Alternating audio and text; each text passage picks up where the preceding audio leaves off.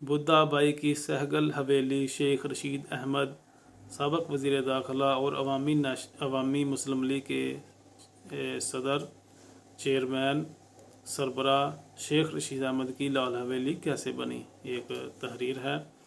रावलपिंडी के बोहड़ बाज़ार से गुज़र हो तो लाल हवेली पर निगाहें ज़रूर टिकती हैं। इसे शहर की पहचान कहा जाता है। हवेली के सामने बरसों से मुकीम चाचा सादक कहते हैं कि कभी रात के अंधेरों में हुस्न जमाल के मद्दाह सुराओं की भीड़ लगा करती थी। सरताल की महफिलें सजती थीं। अब यहाँ सियासी शतरंज की बसात सजती है।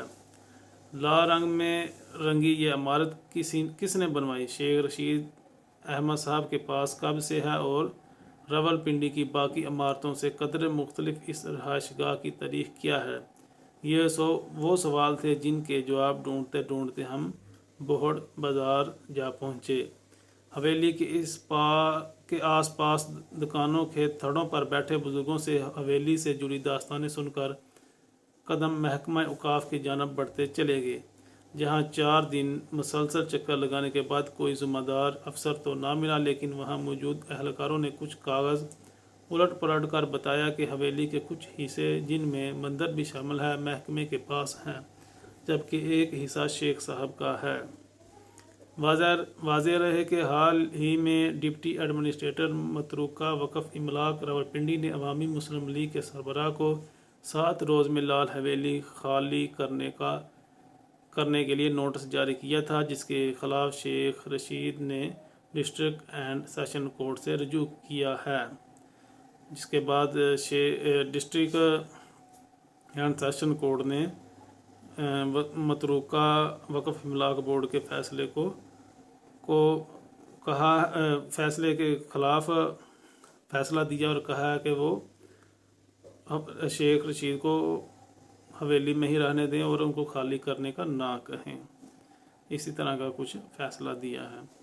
ऐसा ही एक नोटिस उनको 2014 में भी मिला था। उस वक्त शेख रशीद के भतीजे शेख राशिद ने एक औरत को एक अदारे को बताया कि लाल हवेली से मुतसल महकमा औकाफ की जायदाद, जो दरअसल एक मंदिर है, पिछले 15 से 20 साल से अवामी मुस्लिम लीग के ज़ेर इस्तेमाल रही। शेख रशीद के मुताबिक हमारे पास ज़मीन नहीं, ऊपर वाला 2.5 मरला का चुबारा है। हमारे अलावा 19 दीगर लोग भी लाल हवेली में रहते हैं।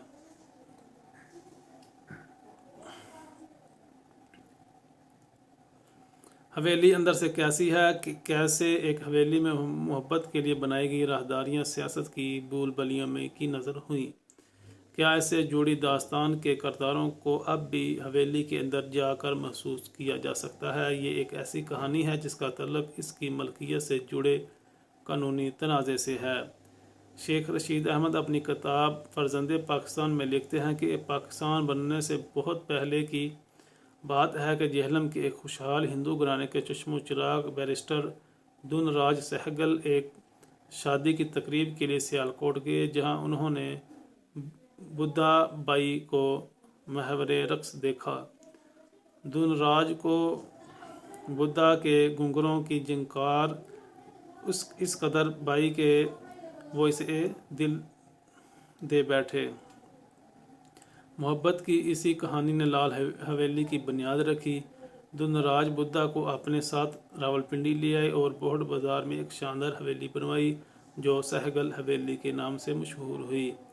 शेख रशीद अहमद अपनी किताब में मज़ीद लिखते हैं कि बुद्धा बाई मुसलमान थीं और इसलिए एहतराम में दुनराज ने बुद्धा के लिए हवेली के सहन में मस्जिद और अपने लिए मंदिर बनवाया। दोनों अपनी इबादत गाहों में बिना किसी खौफ के इबादत किया करते थे, मगर आज इस मंदिर, मस्जिद और हवेली के दरमियान कई घर हायल हैं।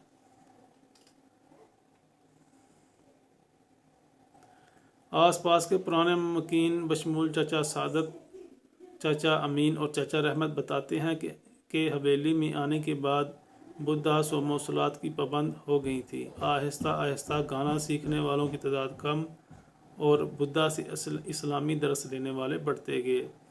فرزند پاکستان کے کچھ عراق بتاتے ہیں کہ بٹوارا ہوا تو یعنی 1947 میں بٹوارا ہوا تو دن راج نے حویلی بدھا بائی کو سونپی اور خود خاندان کے ہمراہ انڈیا چلا گیا۔ بدھا یہاں اکیلی رہ گئی۔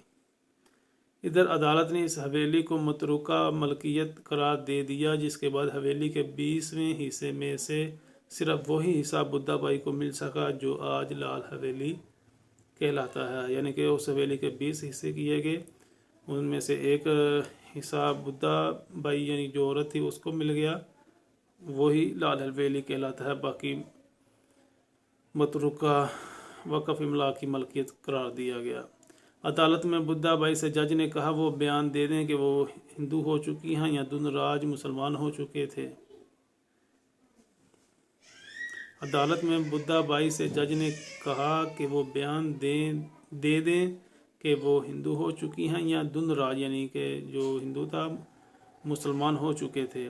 اس دوران 2 بار عدالت کی سماعت ملتوی ہوئی کہ بدھا کے یہ بیان دینے پر قائل کیا جائے اور پوری حویلی صرف اسی کے حصے میں آئے، مگر اس نے عدالت میں کہا کہ we have shared everything except religion, یعنی کہ مذہب کے سوا ہم نے سب کچھ بانٹا۔ یوں حویلی کا بڑا حصہ اسے چھین گیا۔ بوہڑ بازار کی چھوٹی بڑی دکانیں اور گلیاں بھی کسی زمانے میں عمارت کے صحن کا حصہ تھی۔ یعنی کہ جو بوہڑ بازار ہے اس کی چھوٹی جو دکانیں ہیں ارد گرد اور گلیاں بھی، وہ شروع کے زمانے میں جب وہ حویلی وغیرہ بنی تو وہ بھی عمارت کا حصہ تھی۔ چاچا رحمت بتاتے ہیں کہ محبت اور حویلی کی تقسیم ہوئی، لیکن کرچی کرچی بدھا بائی ہو گئیں۔ محبت دور اور نشانی تقسیم ہوئی تو بدھا کا وجود بھی بکھر گیا۔ شیخ رشید بتاتے ہیں اس حویلی میں چوروں کی غرض سے آئے چوروں نے اس کے جوان سالہ بھائی کو بھی قتل کیا۔ طرح طرح کے لوگ اسے اکیلا پا کر حویلی میں جھانکتے۔ لوگ سمجھتے تھے کہ وہ بہت امیر خاتون ہے جس کے پاس سونے چاندی کے زیورات ہیں، مگر دامن میں ادھوری محبت اور اس کی منقسم نشانی کے سوا کچھ نہ تھا۔ ایک رات بدھا بائی سہگل حویلی چھوڑ گئی اور کبھی نہ لوٹی۔ وہ وہاں گئیں، کیوں گئیں کوئی نہیں جانتا، مگر دوبارہ سہگل حویلی میں اسے کسی نے نہ دیکھا۔ پھر سالوں یہ حویلی ویران پڑی رہی، کیوں کوئی خوف کے مارے اسے خریدنے کو نہ بڑھتا۔ حویلی کے بالکل سامنے والے مکان کی مکین یاسمین سناتی ہیں کہ وقت وہ بھی آیا جب سہگل حویلی کو لوگ جنوں کی حویلی کہنے لگے۔ کسی کو یہاں بجھتی پائل سنائی دیتی تو کسی کو بدھا کے کہکے۔ شیخ رشید صاحب حویلی خریدنے کے حوالے سے بتاتے ہیں کہ کافی عرصہ گمنامی میں رہنے والی سہگل حویلی کو کشمیر سے ایک خاندان نے 2,18,000 میں خریدا۔ پھر خریدنے والے نے شیخ رشید کو 5.5 لاکھ میں حویلی بیچ دی۔ یوں سہگل حویلی کوڑیوں کے باؤ خرید لی گئی۔ حویلی کو شیخ رشید نے سیاسی سرگرمیوں کا مرکز بنایا۔ کئی ممتاز سیاستدانوں کو دعوت سخن دینے والی بالکنی بھی توجہ کا مرکز رہی۔ اس بالکنی میں نوابزادہ نصر اللہ خان، نواز شریف اور الطاف حسین جیسے سیاستدانوں نے عوامی اجتماعات سے خطاب کیا۔ شیخ رشید نے حویلی کی تزئین و آرائش میں لال رنگ کی کشمیری لکڑی کا استعمال کیا۔ نئے رنگ روپ میں ڈالنے کے بعد اسے نام بھی نیا دیا گیا، یعنی لال حویلی۔ یہ نام بھی شیخ رشید احمد کا ہی دیا گیا ہے اور حویلی پر چسپاں اس نام کی تختی بھی سن 80 کی دہائی میں لگائی گئی تھی۔ یوں بدھا بائی کی سہگل حویلی شیخ رشید کی لال حویلی بن گئی۔ شیخ صاحب یہ بتاتے ہوئے جذباتی دکھائی دیے کہ بدھا بائی کا ڈانس گھر آج بھی موجود ہے، جبکہ وہ 2 کمرے جن میں وہ رہا کرتی تھی ان پر پرانے قفل پڑے ہیں۔ شیخ رشید صاحب نے بدھا یعنی کہ اس عورت کا बेड जिस पर अदालत में दिया जाने वाला बयान कुंदा है अपने कमरे में सजा रखा है।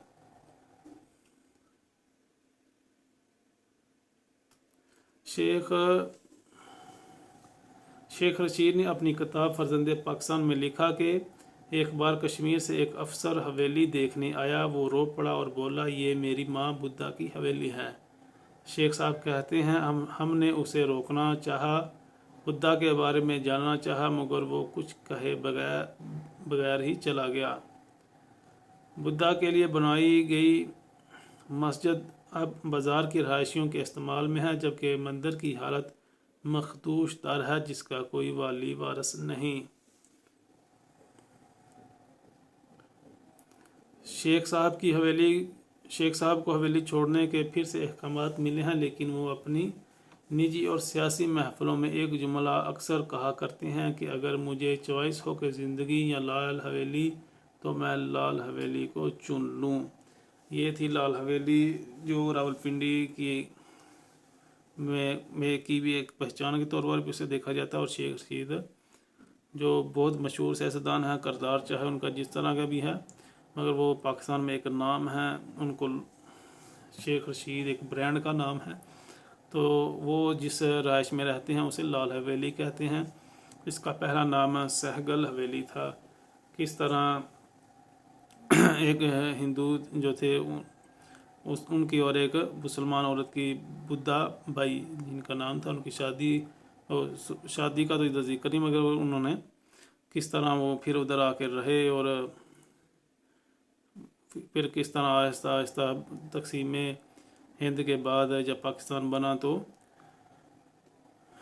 फिर वो किसी और पहले वीरान हो गई, फिर उसके बाद एक शख्स ने खरीदी, उसके बाद शेख रशीद साहब ने खरीदी, फिर उन्होंने तज़ीन और रैश की।